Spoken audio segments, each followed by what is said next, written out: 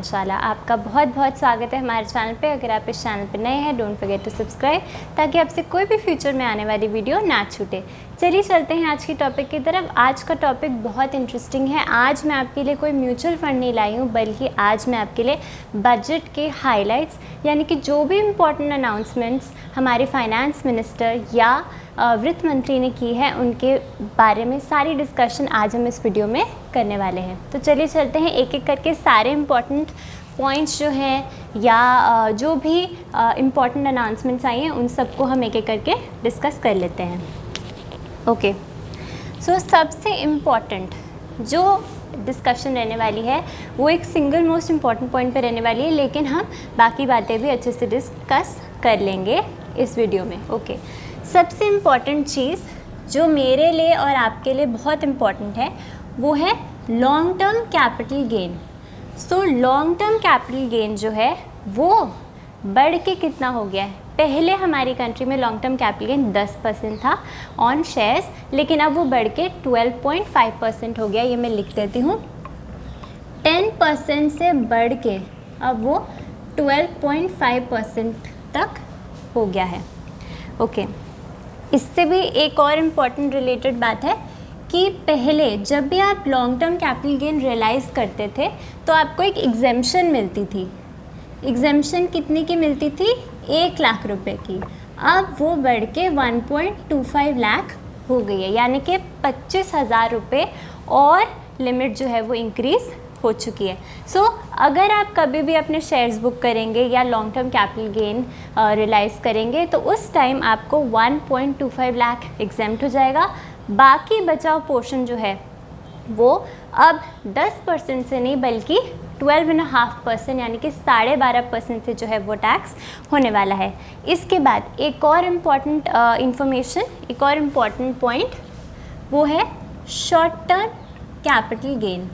Short term capital gain में भी एक बहुत बड़ा चेंज आया है। पहले short term capital gain tax जो था हमारी कंट्री में 15% का था, लेकिन अब वो बढ़ के कितना हो गया है? 20%। सो 15% से बढ़ के कितना हो गया ये?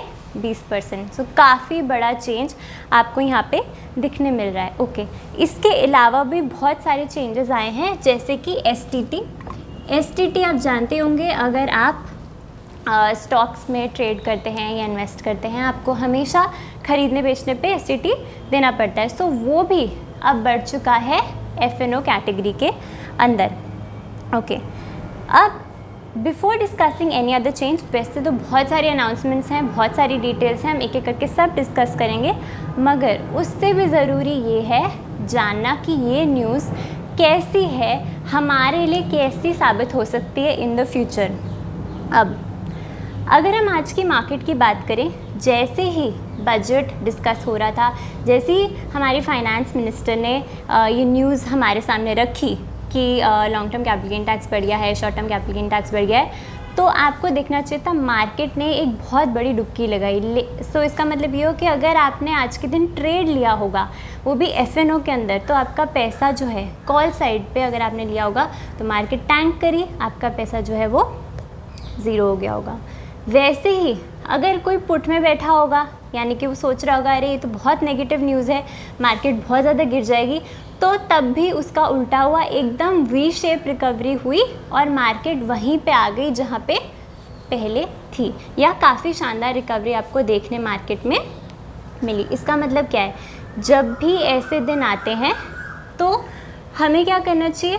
थोड़ा सा मार्केट से ना आप दूर रहें, स्पेशली एफएनओ कैटेगरी में, क्योंकि वॉलेटिलिटी जो है इस दिन पे बहुत ज़्यादा रहती है। बहुत सारे लोग ट्रेड्स लेते हैं, एल्गो ट्रेडर्स बैठे होते हैं, बड़े बड़े इंस्टीट्यूशंस, ऑपरेटर्स, सब लोग बहुत एक्टिव हो जाते हैं और आज एसएल जो है वो सबके लगना शुरू हो जाते हैं। सो ये था आज का मार्केट का हालचाल। अब क्या हमारी फाइनेंस मिनिस्टर ने ठीक किया ये टैक्सेस वगैरह बढ़ा के? वो तो आप अपने भी कमेंट्स मुझे इस वीडियो में भेज सकते हैं कि आपको ये बजट कैसा लगा, आपको क्या लगा, कैसा लगता है कि जब टैक्स बढ़ जाता है, स्पेशली जब आप सोच रहे हैं कि यार मैं इतनी मुश्किल से पैसे कमा रहा हूँ उसको इन्वेस्ट कर रहे हैं, और फाइनली जब हम उसको रियलाइज़ करेंगे तो इतना हैवी टैक्सेशन जो है वो हम पे लग जाएगी। So how do you think about that, also comment. अब मैं आपको ये बता देती हूँ, देखिए पहले इंडिया क्या था, पहले जनरली लोग एफडीज़ में लगाते थे, बड़ी कंजर्वेटिव अप्रोच होती थी लोगों की इन्वेस्टमेंट जहाँ तक हम उसको लेके चलें तो सब बोलते थे एफडी में लगा लो, थोड़ा सा पैसा बन जाता है, काफ़ी है। मगर आजकल महंगाई कितनी बढ़ गई है, मेडिकल इन्फ्लेशन इतना ज़्यादा है, एजुकेशन से रिलेटेड हम बात करें कितनी महंगाई है, आलू प्याज से थोड़ी ना, उससे भी तो आगे बढ़ना है हमें बेसिक इन्फ्लेशन नहीं देखनी। तो जो आपको बताया जाता है कि इन्फ्लेशन 4-5% है, वो एक्चुअली सिर्फ फिगरेटिवली स्पीकिंग है, फैक्ट कुछ चीज़ों को रिलेटेड है। सारी चीज़ें जो हैं जो एक्चुअली लेनी चाहिए गवर्नमेंट को when they are calculating inflation, वो नहीं लिया जाता है। सो इन्फ्लेशन, महंगाई जो है हमारे सर पे है, और इसके वजह से हमारा पैसा जो है वो घट रहा है। इसी को कॉम्बैट करने के लिए, इसी से बचने के लिए जो इन्वेस्टर है वो मार्केट में आता है, इन्वेस्टमेंट करता है, अच्छी रिटर्न्स पाना चाहता है। लेकिन आज के दिन बहुत ही नेगेटिव न्यूज़ जो है इन्वेस्टर्स क्या, ट्रेडर्स के लिए भी, क्योंकि हर एंगल से अगर देखा जाए तो टैक्सेस जो है वो काफ़ी बढ़ चुके हैं, जो हमारे लिए अच्छे नहीं है। सो कोविड के बाद से आपने देखा होगा एक स्ट्रक्चरल शिफ्ट हुआ है हमारी इकोनॉमी में। लोग एफडी छोड़ के क्या कर रहे हैं, अपने बैंक से सेविंग्स, अपनी एफडी में जो पैसा लगाते थे वो सब छोड़ छाड़ के कहाँ जा रहे हैं, स्टॉक मार्केट में, ताकि उनको बेटर रिटर्न्स मिले और इन्फ्लेशन से वो बच सके। मगर अगर इस एरिया को भी गवर्नमेंट ऑफ इंडिया टैक्स करेगी, वो भी वेरी हेवीली, तो आप सोच सकते हैं एक रिटेलर का माइंडसेट जो है वो कैसे शिफ्ट हो सकता है, या ये हमारी कंट्री के लिए कैसा रहेगा, क्योंकि हम जो है डेवलपिंग नेशन है, हमें डेवलपमेंट की ज़रूरत है, हमारी कंपनीज़ को इन्वेस्टमेंट की ज़रूरत है। सो ऐसा जो है, ऐसे टाइप के मूव्स कैसे रहे हैं वो तो आप आज देख ही चुके हैं। मगर आज की जो भी नेगेटिव न्यूज़ थी सारी की सारी अब्जॉर्ब हो गई, मार्केट ने अच्छी रिकवरी दी बहुत बड़ी डुबकी लगाने के बाद भी। इसका मतलब ये है कि लोगों के पास पैसा पड़ा है, लिक्विडिटी है, और क्योंकि मार्केट हाईली लिक्विड है, पैसा है, कोई भी नेगेटिव न्यूज़ बहुत जल्दी अब्जॉर्ब हो जाती है और मार्केट बहुत जल्दी से गिरती है, मगर उससे भी जल्दी रिकवर हो जाती है। और मैं हैरान नहीं होंगी कि ये 2-3 दिन में बाद जो है लोग भूल भी जाएंगे और एक नए टॉपिक की तरफ चल पड़ेंगे। So anyway, okay. फिर कुछ लोगों का मानना है कि अरे मार्केट में LTCG जो है बढ़ गया है, 12.5% हो गया है, ये तो बहुत ज़्यादा है, मार्केट में तो अब इन्फ्लोज ही नहीं आएंगे, लोग पैसा लगाना छोड़ देंगे। तो ऐसी बात नहीं है। जब लॉन्ग टर्म कैपिटल गेन पहले तो हमारी कंट्री में एग्जिस्ट ही नहीं करता था, मगर उसको जब फर्स्ट टाइम इम्प्लीमेंट किया 10% से, उस दिन के बाद से भी आप देख सकते हैं कि मार्केट कितनी चली है, कितनी ग्रो करी है। तो अगर अभी 2.5% से और बढ़ा दिया तो आपको लगता है मार्केट यहाँ थमेगा? नहीं, लोग लगाएंगे। लोगों को क्या बोले, एक इन्वेस्टमेंट तो है ही, पैसा बढ़ाना भी है, लेकिन एक चस्का सा भी लग गया कि मार्केट में आना है, मार्केट से पैसा कमाना है, तो ट्रेडर आएंगे ही आएंगे, इन्वेस्टर्स आएंगे ही आएंगे। इसलिए आपको डरने की ज़रूरत नहीं है कि अब क्या होगा, अब मार्केट कल परसों में थोड़ा गिर ना जाए। आज तो बहुत ज़्यादा नेगेटिव रिएक्शन नहीं था। हाँ, लोग डिफेंसिव सेक्टर्स में चले गए, हाँ लोग IT और FMCG की तरफ आज चले गए, सेक्टर रोटेशन था थोड़ा बहुत, और हो सकता है 1-2 दिन में और आपको थोड़ी गिरावट देखने मिले, लेकिन डरना नहीं है। ये एक बहुत सुंदर अपॉर्चुनिटी आपके लिए हो सकती है अगर आप अपनी इन्वेस्टमेंट इंक्रीज़ करना चाहते हैं मार्केट में तो। ओके, एक और ज़रूरी बात, जब ये बजट आ रहा था हम सबकी एक्सपेक्टेशंस क्या थी कि कुछ भी हो जाए, लेकिन मार्केट में ये जो कैपिटल गेन्स पे टैक्सेस हैं वो नहीं बढ़ने चाहिए। Specially long term capital gain tax जो है, इसको जो है टच नहीं करना चाहिए। क्यों? क्योंकि RBI ने गवर्नमेंट ऑफ इंडिया को डिविडेंड दिया हुआ है कितना, 2.11 लाख करोड़ रुपीज़ का, जिसका मतलब ये अगर उनको कोई भी आगे कैपेक्स करना है, कोई भी फ्यूचर प्लान बनाना है, पैसों की ज़रूरत है, तो इससे पूरा हो सकता है, स्पेशली इस साल। सो इस साल बजट में ये मूव जब आया, ये अनाउंसमेंट जब आई, तो बहुत नेगेटिव रिएक्शन देखने मिला, मार्केट ने डुबकी लगाई, मगर वो बहुत जल्दी अब्जॉर्ब हो गई। सो चलते हैं कुछ और अनाउंसमेंट्स जो एक इन्वेस्टर को पता होनी चाहिए आपकी नॉलेज के लिए। ये कोई भी आपको कोई भी मैं वो नहीं कर रही, रेकमेंड नहीं कर रही, कोई आपको सुझाव नहीं दे रही हूँ। सिंपल इन्फॉर्मेशन और एजुकेशन के लिए वीडियो बनाई जा रही ताकि आप जो है मार्केट से रिलेटेड या हमारे कंट्री में क्या हो रहा है, बजट में क्या चल रहा है, ये सब बातों से आप अवेयर रहें। इसी पे ये वीडियो बन रही है। ओके, सो हमने डिस्कस के लिए लॉन्ग टर्म कैपिटल गेन बहुत ही इंपॉर्टेंट पॉइंट था, इसको तो आप ध्यान में रख लीजिए।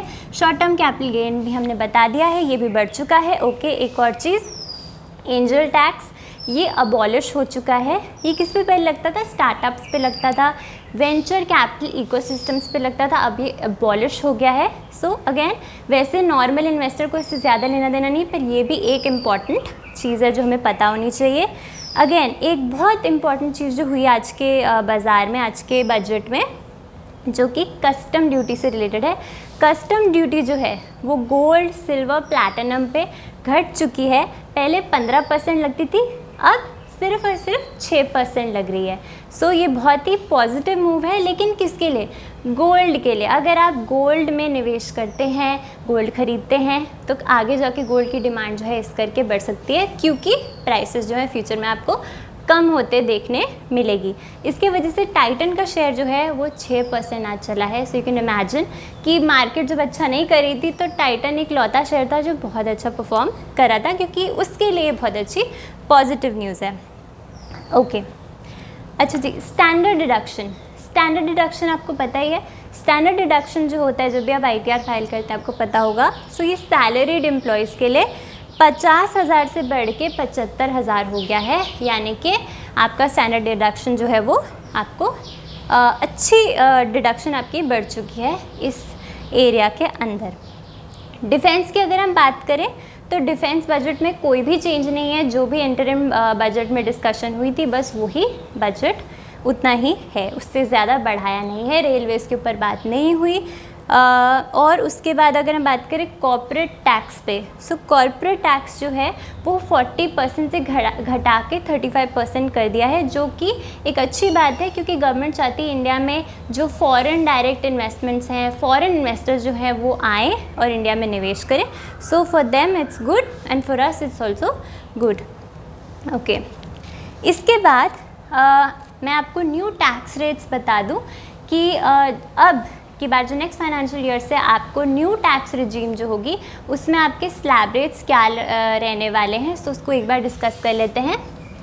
अगर मैं न्यू टैक्स रिजीम की बात करूं, अगर आप उसमें आते हैं, सो आपका जो स्लैब रेट है, इनकम टैक्स का स्लैब रेट वो ऐसा होगा कि अगर आप अप टू 3 लाख वाली कैटेगरी में हैं तो आपको कोई भी टैक्स नहीं देना।